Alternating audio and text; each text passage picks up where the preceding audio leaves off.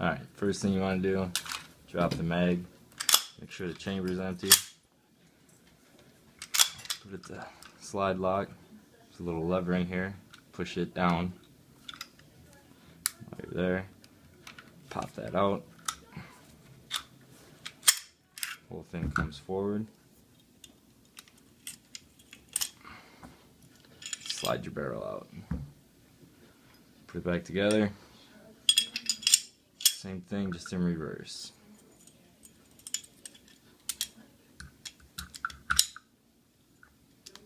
Make sure that's set correctly. Slide it back in. Goes back in. Slide lock. Pull this back up. All good.